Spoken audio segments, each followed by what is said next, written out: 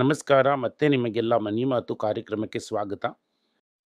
ಇವತ್ತು ಶನಿವಾರ ನಿಮ್ಮ ಪ್ರಶ್ನೆಗಳಿಗೆಲ್ಲ ಉತ್ತರ ಕೊಡಬೇಕು. ಹೋದ ವಾರ ವಿಷ್ಣು ಇರಲಿಲ್ಲ, ಈ ವಾರ ವಿಷ್ಣು ಇದ್ದಾರೆ. ಇನ್ನು ಅಂತ ನೋಡೋಣ. ನಮಸ್ಕಾರ ಎಲ್ಲರಿಗೂ. ನಮಸ್ಕಾರ ಸರ್. ನಮಸ್ಕಾರ. ಸರ್, ಫಸ್ಟು ಈ ವಾನ್ಬರ್ಗ್ ಪಿಂಕರ್ಸ್ ಬಂದು IDFC ಅಲ್ಲಿ ಅವ್ರ ಸ್ಟೇಕ್ ನ 10% ಇನ್ಕ್ರೀಸ್ ಮಾಡೋದಕ್ಕೆ ಅಂತ ಹೇಳಿ ಒಳಗ್ ಬರ್ತಾ ಇದ್ದಾರೆ. ಎಷ್ಟು ರೂಪಾಯಿವರೆಗೂ IDFC ನ ನಾನು ಕನ್ಸಿಡರ್ ಮಾಡಬಹುದು? ಅದನ್ನ ನಮ್ಮಿಂದ ಇದಕ್ಕೆ ಹೇಳಕ್ಕಾಗಲ್ಲ. ಇದು ಬಂದು ಒಂದು ನಿಜವಾಗ್ಲೂ ಒಂದು ಸ್ಟಾರ್ಟಪ್ ಬ್ಯಾಂಕ್ ತರ. ಸೊ ಇದು ಬಂದು ಆಲ್ರೆಡಿ ಒಂದು ಪ್ರೂಫ್ ಆಫ್ ಕಾನ್ಸೆಪ್ಟ್ 5 ವರ್ಷ ಬಂದ್ಬಿಡ್ತು. ಇದುವರೆಗೂ ಅವ್ರು ಹೇಳಿದ್ನೆಲ್ಲ ಮಾಡ್ಬಿಟ್ವಿ, ಅದಕ್ಕೆ ಮುಂಚೆಲೇ ಮುಗಿಸ್ಬಿಟ್ವಿ. ಸೊ ಈ says he will be the 4th largest bank. So ಅವತ್ತು ಏನು ವ್ಯಾಲ್ಯೂಯೇಷನ್ ಇರುತ್ತೆ ಅಂತ ನೀವು ಮೆಟ್ರಿಕ್ ಅನೌನ್ಸ್ ಮಾಡಿ, you will be able to work out what is the book value. ಇದನ್ನೆಲ್ಲ ವರ್ಕೌಟ್ ಮಾಡಿದ್ರಿ ಅಂದರೆ ನೆಕ್ಸ್ಟ್ 4 ಇಯರ್ಸಲ್ಲಿ ಗ್ರೋತ್ ಇರುತ್ತೆ ಅಂತ. ನನ್ನ ಪ್ರಕಾರ ಅವರು ಒಂದು 6 ವರ್ಷ ಆಲ್ರೆಡಿ ಇದ್ದಿದ್ದಾರೆ.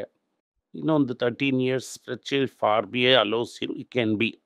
ಇಲ್ಲ ಅಂದರೆ ಇನ್ನೊಂದು 8 ವರ್ಷ ಆದಮೇಲೆ ಒಂದು ಬ್ರೇಕ್ ಬರುತ್ತೆ. 8 ವರ್ಷ ಆದಮೇಲೆ ಯಾರು RBI ಗವರ್ನರ್ ಆಗಿರ್ತಾರೆ, ವೈದ್ಯನಾಥನ್ಗೆ ಒಂದು ಇದು ಎಕ್ಸ್ಟೆನ್ಷನ್ ಅನ್ನೋ ಥರ ಒಂದು ಪ್ರಶ್ನೆ ಎಲ್ಲ ಇದೆ. ಬಟ್ ಮುಂದಿನ 7 ವರ್ಷ ತುಂಬ ಕ್ರೂಷಿಯಲ್ ಆಗಿರುತ್ತೆ. ಸೊ ಅವರು ತುಂಬ ರ್ಯಾಪಿಡ್ ಆಗಿ ಎಕ್ಸ್ಪ್ಯಾಂಡ್ ಮಾಡ್ತಾರೆ. ಎಸ್ಪೆಷಲಿ ಕ್ರೆಡಿಟ್ ಕಾರ್ಡ್ಸ್ ಎಲ್ಲ ಅವ್ರಿಗೆ ಚೆನ್ನಾಗಿ ಗೊತ್ತು.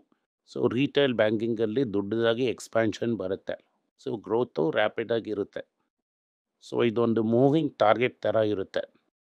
ಈಗ ಇರೋದು ತುಂಬ ಸ್ಟ್ಯಾಗ್ನೆಂಟು. ನಾವು 27 ರೂಪಾಯಿಂದ ಕನ್ಸಿಡರ್ ಮಾಡ್ತಾ ಇದ್ದೀವಿ. ಲಾಂಗ್ ಗ್ರೋತ್ ಮೇಕಲ್ಲಿ ಅದು ಮೂವ್ ಆಗುತ್ತೆ. ಇನಿಷಿಯಲ್ ಆಗಿ ಬಂದು ನಿಮಗೆ ಮೂಮೆಂಟೇ ಇಲ್ಲ ಅನ್ನೋ ಥರ ಇರುತ್ತೆ. At one stage it will take off. ಕಲ್ಯಾಣ್ನಲ್ಲೂ ಅದೇ ತರ ಒಂದು ನಡೀತಾ ಸರ್? ಇದನ್ನು ನೀವು ಬಂದು ಈ HDFC ಬ್ಯಾಂಕ್ನ ಇನಿಷಿಯಲ್ ಫೇಸಸ್ ಥರ ನೋಡಬೇಕು. ಓಕೆ, ಇದಕ್ಕೆ ಬಂದು ಪ್ಯಾಮ್ನರ್ HDFC ಬ್ಯಾಂಕ್ ICICI ಬ್ಯಾಂಕೇನೆ. ಇಲ್ಲ, ಇದನ್ನ ನಾನು ಯಾಕೆ ಕೇಳ್ತಿದ್ದೀನಿ ಅಂದ್ರೆ, ಈಗ ವಾನ್ಬರ್ಗ್ ಪಿಂಕರ್ಸ್ ಒಳಗಡೆ ಬರ್ತಿದ್ದಾರೆ. ಇದ್ರಲ್ಲಿ ನೀವು ಕಲ್ಯಾಣ್ ಜ್ಯುವೆಲರ್ಸ್ IPO ಬಂದಾಗ IPO ಬಂದು ಅದೆಲ್ಲ ಕೆಳಗೆ ಹೋಗಲ್ಲ. ಹೋಯ್ತಲ್ಲ. ಇದರಲ್ಲಿ ಬಂದು ಏನಂದರೆ, ವಾನ್ಬರ್ಗ್ ಪಿಂಕರ್ಸ್ಗೂ ವೈದಿಗೂ ಒಂದು ಲಾಂಗ್ ರಿಲೇಷನ್ಶಿಪ್ ಇದೆ. Warburg Pincus excited when IDFC bank IDFC first ಅಂತ ಮಜ್ಜಾದಾಗನ ಅವ್ರು ಹೊರಗಡೆ ಹೋಗ್ಬಿಟ್ರು, ಪ್ರಾಫಿಟ್ ಬುಕ್ ಮಾಡಿದ್ರು, ತಿರ್ಗಾ ಒಳಗೆ ಬಂದಿದ್ದಾರೆ. If you are patient and you are willing to wait for 5-6 years, ಇದು good place to okay be. Sir, ಏನಂದ್ರೆ ನನ್ನ ಪ್ರಶ್ನೆ ಏನಂದ್ರೆ, ಈಗ ಬಂದು ಅಪ್ರಾಕ್ಸಿಮೇಟ್ ಒಂದು 60ರಿಂದ 70 ಒಳಗಡೆ ಇದೆ ಅಂತ ನಾವು ಇಟ್ಕೊಳ್ಳೋಣ. ನಾನು ಏನ್ ಪ್ರಶ್ನೆ ಕೇಳ್ತೀನಿ, ಜನ ತಿಳ್ಕೊಬೇಕಾಗಿರುವಂತ ಪ್ರಶ್ನೆ ಏನಂದ್ರೆ, ಕಲ್ಯಾಣ್ ಜ್ಯುವೆಲರ್ಸ್ ಬಂದು IPO ಪ್ರೈಸ್ ಕಲ್ಯಾಣ್ ಜ್ಯುವೆಲರ್ಸ್ ಮುಗಿಸ್ಬಿಡ್ತೀನಿ, ಕಂಪೇರ್ ಮಾಡ್ತೀವಿರಾ? ಕಂಪೇರ್ ಮಾಡ್ತಿಲ್ಲ ಸರ್, ಎಕ್ಸಾಂಪಲ್ಗೆ ಹೇಳ್ತಾ ಇದ್ದೀನಿ. ಅದನ್ನು ಮಾಡೋಕ್ಕೆ ಆಗಲ್ಲ. ಯಾಕಂದ್ರೆ ವಾನ್ಬರ್ಗ್ ಪಿಂಕರ್ಸ್ ಯಾಕೆ ಒಳಗೆ ಹೇಳ್ತೀನಿ ಬಂದಿದ ತಕ್ಷಣ ಅಂದರೆ, ಕಲ್ಯಾಣ್ ಜ್ಯುವೆಲರ್ಸ್ ಬೇರೆ ಬಿಸ್ನೆಸ್, ರಿಟೇಲ್ ಫೇಸಿಂಗ್ ಬಿಸ್ನೆಸ್. ಇದು ಮನಿ ಲೆಂಡಿಂಗ್ ಬಿಸ್ನೆಸ್. ಕಲ್ಯಾಣ್ ಜ್ಯುವೆಲರ್ಸಲ್ಲಿ ಲಿವರೇಜ್ ಇಲ್ಲ, enormous leverage, game of leverage. So ಇಲ್ಲಿ 7,500 ಕೋಟಿನ ನೀವು ಹೇಗೆ ನೋಡಬೇಕು ಅಂದರೆ 25,000 ಕೋಟಿಯಾಗಿ ನೋಡಬೇಕು. So this 7,500 crores which is coming from Abu Dhabi Authority and Warburg Pincus will leverage him to take. ಎಲ್ಲೂ 1,00,000 ಕೋಟಿ ಡೆಪಾಸಿಟ್ ಒಳಗೆ ಬರುತ್ತೆ. ಆ 1,00,000 ಕೋಟಿನ ಅವನ್ನ ಲೆಂಡ್ ಮಾಡಿ ಎಷ್ಟು ಲಾಭ ಅಂತ ನೋಡಬೇಕು. ಅದನ್ನೇ ಹೇಳ್ತಾ ಇದ್ದೀನಿ, ತಿರ್ಗಾ ನಿಮ್ಮ ಹತ್ರ ಹೇಳ್ತಾ ಇದ್ದೀನಿ. Banking is A different game. Banking ಅಲ್ಲಿ ಬಂದು ಒಂದು ಗೌರ್ಮೆಂಟ್ಗೂ ಒಂದು ಇನ್ಸ್ಟಿಟ್ಯೂಷನ್ಗೂ ಇರೋ ಒಂದು ಅರೇಂಜ್ಮೆಂಟ್, ಕಾಂಟ್ರಾಕ್ಟ್ ಅಂತ ಹೇಳ್ತಾರೆ. ನಾನು ನಿನ್ನ ಹತ್ರ ಎಷ್ಟು ಬೇಕಾದರೂ ಸಾಲ ತಗೋತೀನಿ, ಸೊ ನಾನು ಇನ್ನೂ ಕಮ್ಮಿ ಬಡ್ಡಿನ ನನಗೆ ಕೊಡ್ತಾನೆ ಇರಬೇಕು. ರಿಟರ್ನ್ ಮೀನ್ ಮಾರ್ಕೆಟಲ್ಲಿ ಎಷ್ಟು ಬೇಕಾದರೂ ಸಾಲ ತಗೋ, ಎಷ್ಟು ವೇಟಿಗೆ ಬೇಕಾದರೂ ನೀನು ಸಾಲ ಕೊಡು. ಬಟ್ ನಾನು ಸಾಲ ಕೇಳೋಕ್ಕಾಗಲ್ಲ, ನನ್ನ ಸಾಲ ನೀನು ಕೊಡಬೇಕು. ನಾಳೆ ನೀನು ಗೋವಿಂದ ಆಗ್ಬಿಟ್ಟೆ ಅಂದರೆ, ನಿನಗೆ ಪ್ರಾಬ್ಲಮ್ ಅಂದರೆ RBI ಮುಖಾಂತರ ನಾನು ಲಿಕ್ವಿಡಿಟಿ ಕೊಡ್ತೀನಿ. ಅವಾಗ ಏನಾಗ್ಬಿಡುತ್ತೆ ಅಂದರೆ, ಬೇಸಿಕ್ಲಿ ಇದನ್ನು ಬಂದು ರಿಸರ್ವ್ ಬ್ಯಾಂಕ್ ಕಂಟ್ರೋಲ್ ಮಾಡುತ್ತೆ. ಎಂಡಿಂಗ್ ಬಂದು MD CEO ಕಂಟ್ರೋಲ್. ಇವನು ಓವರಾಗಿ ಹೋಗ್ಬಿಟ್ಟ ಅಂದರೆ ಅವನ ಹಿಂದೆ RBI ಎಳಿತಾನೆ, RBI ಎಳಿತಾನೆ. ಈಕ್ವಿಟಿ ಏರ್ತಾ ನೀವು ಬಂದು ಇನ್ನೂ ಇದು ಜಾಸ್ತಿ ತಗೋತಾ ಇರ್ಬೋದು. ಯಾವುದು? Deposit. More equity more deposit. In fact ನಾನು 10 ಟೈಮ್ಸ್ ಅನ್ನೋದು ಕಮ್ಮಿಯಾಗಿ ಹೇಳಿದೆ, 20 ಟೈಮ್ಸ್ 30 ಟೈಮ್ಸ್ ಹೋಗ್ಬೋದು. 7,500 ಕೋಟಿ ಹಾಕ್ತಾ ಇರೋದ್ರಿಂದ south Indian bank, Karnataka bank, Tamil Nadu bank ಎಲ್ಲ ಓವರ್ ನೈಟ್ ಅವ್ನು ತಿಂದ್ಬಿಟ್ಟ. V leave Frank. ಇಷ್ಟು ವರ್ಷ ಅವ್ರು ಬಂದಿದ್ದಾರೆ, ಇವರು ಟಕ್ ಅಂತ ಈಗ ಮೇಲೆ ಬಂದ್ಬಿಟ್ಟು 100 ವರ್ಷ ಬ್ಯಾಂಕ್ನ ಇವನು 10 ವರ್ಷದಲ್ಲಿ ಓವರ್ಟೇಕ್ ಮಾಡ್ತಾನೆ. ಈಗ ಇದನ್ನು ಬಂದು ನೀವು ಹೇಗೆ ನೋಡಬೇಕು ಅಂದರೆ, ಫಾರ್ಮುಲಾ 1 ರೇಸಿಂಗ್ ಅಂತ ನೀವು ನೋಡಬೇಕು. ಇನ್ನು ಮುಂದಿನ ಶೋ ಮೇಲ್ಕಾರ ಅದೇನೇ ಪ್ರಶ್ನೆ ಸರ್. ಕೇಳಕ್ ಬಂದಂತ ಪ್ರಶ್ನೆನೇ ನಾನು ನಿಮ್ಮ ಹತ್ರ ಕೇಳ್ಬಿಡ್ತೀನಿ. ಅದು ಸರಿ ತಪ್ಪು ಅಂತ ನೀವು ಮುಗಿಸ್ಬಿಡಿ. ಈಗ ವಾರ್ನ್ ಪಿಂಕರ್ಸ್ ಕಂಪನಿ ಒಳಗೆ ಬಂದ ಮೇಲೆ ಅದು 800 900 ಲೆವೆಲ್ಗೆ ಹೋಯ್ತು. ಈಗೆಲ್ಲ ನೀವು ಯೋಚನೆನೇ ಮಾಡಬಾರ್ದು. ಒಂದು ಬಿಸ್ನೆಸ್ನೇ ನೀವು ಅರ್ಥ ಮಾಡ್ಕೊಳ್ಳಲ್ಲ ಅಂತ ಹೇಳಿರಲ್ಲ. ವಾರ್ನ್ ಪಿಂಕರ್ಸ್ ಫ್ಯೂಚರ್ ಅಲ್ಲಿ ಹಾಕ್ದೆ ಏನಾಯ್ತು ಬಿಸ್ನೆಸ್ನ ಅರ್ಥ ಮಾಡ್ಕೊಳ್ಳಿ ಅಂತ ನಾನು ತಿರ್ಗಾ ಹೇಳಿದ್ರು ಆಲ್ ದ ಟೈಮ್ ಈ ಫೋಕಸ್ಡ್ ಆನ್ ಮನಿ. ಎಷ್ಟು ರಿಟರ್ನ್ ಬರುತ್ತೆ ಅಂತ ನೀವು ಇಲ್ಲೇ ಫೋಕಸ್ ಮಾಡಿದ್ರೆ ಸತ್ಯವಾಗ್ಲೂ ನೀವು ದುಡ್ಡನ್ನೇ ಸಂಪಾದಿಸೋದಿಲ್ಲ. ಅವ್ನು ಬಂದು ಒಂದು ಕರೂರ್ ವೈಶ್ಯ ಬ್ಯಾಂಕ್ನೋ ಒಂದು ಸೌತ್ ಇಂಡಿಯಾ ಬ್ಯಾಂಕ್ನೋ ಎಕ್ಸಿಎಲ್ ಬ್ಯಾಂಕ್ನೋ ಇದನ್ನೆಲ್ಲ ಓವರ್ಟೇಕ್ ಮಾಡ್ತಾ ಇದ್ದಾನೆ ಅಂತಾನೆ ನೀವು ನೋಡ್ತಾ ಇಲ್ಲ. ಎಷ್ಟು ತಮಿಳ್ನಾಡು ಮರ್ಕೆಂಟೈಲ್ ಬ್ಯಾಂಕ್ನ ನೋಡ್ತಾ ಇದ್ದೀರಾ? ತುಂಬಾ ಕಮ್ಮಿ ಸರ್. ಎಷ್ಟು IDFC ಬ್ಯಾಂಕ್ ಬ್ರಾಂಚಸ್ ಇದೆ ಮದ್ರಾಸಲ್ಲಿ? ನೋಡಕ್ ಆಗ್ತಾ ಇಲ್ಲ ಸರ್. ಅದೇನೇ ಇದು. ಇನ್ನು ಮುಂದಿನ ವೈಪ್ ಆಫ್ ಸೂರ್ಯವಂಶಿನು ಅಂತ ನೋಡಕ್ ಹೇಳ್ತಿದ್ದಾರೆ. ನೀವು ಬಂದು ಇಲ್ಲಿ ಬಂದು ನಾವು ವಿಜಯ್ ಶಂಕರ್ ನಿಂತ್ಕೊಂಡು ಕ್ರಿಕೆಟ್ ಆಡ್ತೀವಿ ನೋಡಿ. ಅದು ಬಂದು ಆಪಲ್ ಅಂಡ್ ಆರೆಂಜ್ ಕಂಪ್ಯಾರಿಸನ್ ಈ ಪ್ರಶ್ನೆನೇ. ಅವನು ಆಡೋದೇ ಬೇರೆ ಲೆವೆಲ್ ಗೇಮು. ಆ ಗೇಮನ್ನೇ ನೀನು ಪಾರ್ಟಿಸಿಪೇಟ್ ಮಾಡೋದಕ್ಕೆ ಒಂದು ಅವಕಾಶ ಕೊಡ್ತಿದ್ದಾನೆ. ಅದನ್ನ ಬಿಟ್ಬಿಟ್ಟು ತಪ್ಪಾಗಿ ಕಂಪೇರ್ ಮಾಡ್ತಾ ಯು ಇದೀವಿ. Should look at experiential growth or opportunistic growth. Opportunistic growth ಬಂದು ಇಂಡಸ್ಇಂಡ್ ಬ್ಯಾಂಕು ಅದು 20ರಷ್ಟೆಲ್ಲ ಹೋಗಲ್ಲ. ನಾನು 10 ರೂಪಾಯಿಗೆ ತೊಗೊಂಡು ಅದನ್ನ 2000 ರೂಪಾಯಿಗೆ ಹೋಗಿ ನೋಡಾಯಿತು.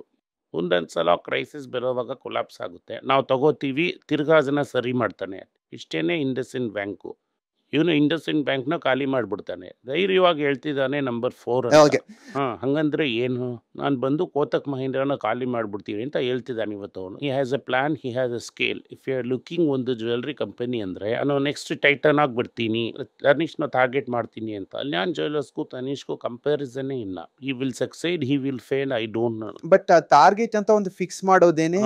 ಅವನಿಗೆ ಇವತ್ತು 7,000 ಕೋಟಿ ಗೊತ್ತು ಬೇಕಾಗಿಲ್ಲ. ಅವನಿಗೆ 7,500 ಕೋಟಿ ಕೊಡೋದಕ್ಕೆ ಆಲ್ರೆಡಿ ಜನ ರೆಡಿ ಆಗಿದ್ದಾರೆ. ಸರ್, ಈಗ ಗೋಲ್ಡ್ ಅಗ್ರೆಸಿವ್ ಆಗಿ ಏರ್ತ್ಕೊಂಡು ಏರ್ತಾ ಇದೆ. ನಾನು ಅಗ್ರೆಸಿವ್ ಆಗಿ ಇಳಿಬೇಕು ನಾನು ಗೋಲ್ಡ್ ಅಲ್ಲಿ ಅಂತ ನಾನು ಅನ್ಕೋತಾ ಇದ್ದೀನಿ. ಆಗ ಗೋಲ್ಡ್ ಬೀಸ್ ಒಂದು 100 ರೂಪಾಯಿ ಬರೋವರೆಗೂ ಎಲ್ಲಾ ಇನ್ವೆಸ್ಟ್ಮೆಂಟ್ ನಿಲ್ಸ್ಬಿಟ್ಟು ಕಂಪ್ಲೀಟ್ ಆಗಿ ಗೋಲ್ಡ್ ಅಲ್ಲಿ ಇಳಿದ್ಬಿಟ್ಟ. ಸೇಫ್ಟಿಗೆ ಅಮೌಂಟ್ ಒಂದು 200 ಗ್ರಾಮ್ ಇದೆಯಾ ಇಲ್ವಾ ಅದನ್ನ ನೀನೇ ಜಡ್ಜ್ ಮಾಡ್ಬೇಕು. ಏನಂಡ ಗೇಮ್ ಗ್ರೀಡ್ ಫಾರ್ ಮನಿ. ಈ ತರ ಗ್ರೀಡ್ ಅಂದ್ರೆ ಏನಾಗುತ್ತೆ ಅಂತ ಗೊತ್ತಲ್ವಾ? 3ನೇ ಬಾಲು ನೀನು ಅರ್ಧ ಪಿಚ್ಚರ್ ನಿಂತಿರ್ತೀಯ, ಹಾಲು ಧೋನಿ ಕೈಯಲ್ಲಿ ಇರುತ್ತೆ. 50 ವಯಸ್ಸಾಗಿ ಸಂಪಿಂಗ್ ಮಾಡ್ಬಿಟ್ಟು ಹೋಗ್ಬಿಡ್ತಾನೆ. So stick to a plan. ಇನ್ನು 200 ಗ್ರಾಮ್ ಗೋಲ್ಡ್ಗೆ ನೀನು ಎಷ್ಟು ದೂರದಲ್ಲಿ ಇದೆಯಾ, ಬೇರೆದ್ರಲ್ಲಿ ನೀನು ಎಲ್ಲಿದೆಯಾ, ಇವಕ್ಕೆ ಬೇರೆದ್ರಲ್ಲಿ ನನಗೆ ವ್ಯಾಲ್ಯೂ ಇದೆಯಾ. ಸೊ ಆ ಗ್ರಾಫ್ ನ ಬಂದು ಎಲ್ಲಾ ಗ್ರಾಫ್ ನು ಪ್ಲೇ ಮಾಡು. ನಿಮಗೆ ಬ್ಯಾಲೆನ್ಸ್ ಮಾಡಕ್ ಗೊತ್ತಿರಬೇಕು. ಆ ಬ್ಯಾಲೆನ್ಸ್ನ ನೀನೇ ಕಲ್ತ್ಕೊಬೇಕು. ನೀನು ನನಗೆ ಬ್ಯಾಲೆನ್ಸ್ ಮಾಡು ಅಂತಂದ್ರೆ ನನಗೆ ಬ್ಯಾಲೆನ್ಸ್ ಮಾಡಕ್ ಆಗಲ್ಲ. Okay sir. ಅದಾದ್ಮೇಲೆ ರೂಪಾಯಿ ಬಂದು 92 ರೂಪಾಯಿ 93 ರೂಪಾಯಿವರೆಗೂ ಹೋಗುತ್ತೆ ಅಂತ ಹೇಳಿದ್ರಿ. ಇವತ್ತು 83 ರೂಪಾಯಿವರೆಗೂ ಬಂದಿದೆ. ರಿಸರ್ವ್ ಬ್ಯಾಂಕ್ ಬಂದು ಆಪರೇಟ್ ಮಾಡ್ತಾ ಇದ್ದಾರೆ. 92 ರೂಪಾಯಿ ಹೋಗಿ ಸೇರುತ್ತೆ. ಅಂದ್ರೆ ಇಲ್ಲಿಂದ ಇನ್ನೊಂದು 10 ರೂಪಾಯಿ ಡೆಫಿನೆಟ್ ಆಗಿ ಬೀಳುತ್ತೆ. ಅವಾಗ ಬೀಳುತ್ತೆ ಅನ್ನೋದೇ ಪ್ರಶ್ನೆ. ಈ ಸಮಯದಲ್ಲಿ ನಿಮ್ಮ ಎಕ್ಸ್ಪೋರ್ಟ್ಸ್ ಭಯಂಕರವಾಗಿ ಏರಿ, IT ಸೇಲ್ಸು ಭಯಂಕರವಾಗಿ ಏರಿ, ಫಾರ್ಮಾ ಸೇಲ್ಸ್ ಭಯಂಕರವಾಗಿ ಏರಿದ್ರೆ ಇಟ್ ಇತ್ರಿ ಕರೆಕ್ಟ್ ವೆಲ್. IT ಮಲಗ್ಬಿಟ್ಟಿದೆ, ICUನಲ್ಲಿದೆ, ಅವನಿಗೆ ಪ್ರಾಫಿಟ್ಸ್ ಇಲ್ಲ, ಅವನ ಸೇಲ್ಸ್ ಇಲ್ಲ. ದಟ್ ಮೀನ್ಸ್ ಅವ್ನು ಕಾಂಪಿಟೇಟಿವ್ ಅಲ್ಲ ಗೇಮ್. ಹೌದು ರೈಟಾ? ಇನ್ನು merchants and rice export growth ಇಲ್ಲದೆ ಕಡಿಮೆ ಆಗ್ತದೆ. Correct. That means very successfully engineer ಓದಂಥ reserve bank governor making early Indian exporter uncompetitive. Market ಒಂದು ದಿವಸ ಪಾಠ ಹೇಳ್ಕೊಡುತ್ತೆ.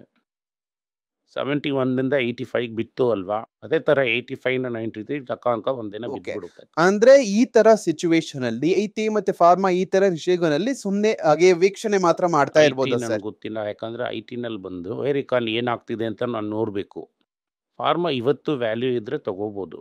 ಗೋಲ್ಡು ರಿಟೇಲಿಂಗ್ ತಗೋಬಹುದು. ಗೋಲ್ಡ್ ಹಂಗೆ ಅಗೇನ್ಸ್ಟ್ ಆಗಿರೋ ಕಂಪನಿನ ತಗೋಬಹುದು. ಗೋಲ್ಡ್ ತಗೋಬಹುದು. Dollar based non IT company ತಗೋಬಹುದು. 2 ಎಕ್ಸಾಂಪಲ್ ಬಂದು ವೆದರ್ ಯು ಕ್ಯಾನ್ ಇದೆ considered Bajaj but very expensive. But ಮುಂಚೆ ಮಾಡಿದ್ದಾರೆ. Eicher motors is now exporting big. ಅದೇ ಥರ TVS is doing big exports. ಇದೆಲ್ಲಾನು ವಜ್ರದ ಸೂಜಿ. ಸೊ ಈ ಥರ ಯಾರು ಬಂದು more than 50% of sale, almost 50% of sale ಒಂದು ಕಾಲದಲ್ಲಿ ಎಕ್ಸ್ಪೋರ್ಟ್ಸ್ ಬರುತ್ತೆ ಅಂದರೆ ಅವ್ರನ್ನೆಲ್ಲ ನೀವು ಕನ್ಸಿಡರ್ ಮಾಡ್ಬೋದು. ಓಕೆ ಸರ್, ನನ್ನ ಪ್ರಶ್ನೆ ಏನಂದ್ರೆ IP ಫಾರ್ಮಾ ಈ ಎರಡೂ ಬಂದು ತುಂಬಾ ಕಂಪ್ನಿ ನೀವು ಹೇಳಿದ್ರಲ್ಲಿ ಬಂದು ಡಾಲರ್ ಇನ್ಕಮ್ ನ ನಂಬಿದ್ದಾರೆ. ಆ ಇರುವಾಗ ಇವತ್ತು ಬಂದು ರೂಪಿ 83 ಮೇಲೆ ಇದೆ. 82ಗೆ ಹೋಯ್ತಂದ್ರೆ ಇನ್ನು ಪ್ರಾಫಿಟ್ ಜಾಸ್ತಿ. ಇಲ್ಲೊಂದು ಡಾಲರ್ಗೂ 10 ರೂಪಾಯಿ ಜಾಸ್ತಿ. ಅಂದ್ರೆ ನಾನು ಇವಾಗ್ಲೇ ತಗೊಂಡು ಇಟ್ಕೊಂಡೆ ಅಂದ್ರೆ ನನಗೆ ಕರೆಕ್ಟು. ಆದ್ರೆ ಫಾರ್ಮಾ ಚೀಪ್ ಆಗಿದೆ. ನಿಮಗೆ ಬಂದು ನ್ಯಾಟ್ಕೋ ಇದೆ, ರೆಡ್ಡಿ ಇದೆ, ಝೈರಸ್ ಇದೆ, ಇದೆಲ್ಲ ಚೀಪ್ ಆಗಿದೆ. But I T is not so cheap.